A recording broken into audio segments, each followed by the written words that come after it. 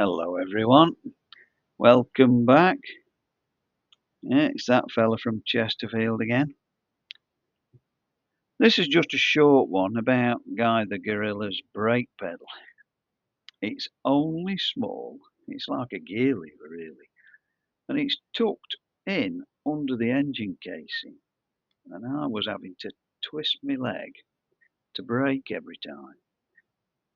And even then I was only getting my big toe on the pedal. So I decided to do some cold blacksmith. It's only soft, malleable steel. Well, I took the brake pedal off, which isn't a big job. All you need is an Allen key and a spanner. Very easy to take off.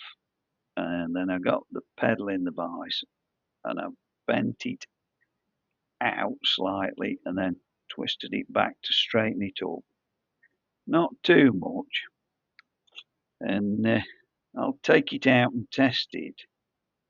And if needs be, if it needs any more, I can tweak it out a little bit at a time. So fingers crossed, hope for the best. Yeah, so thanks for watching and do join me again. Bye bye now.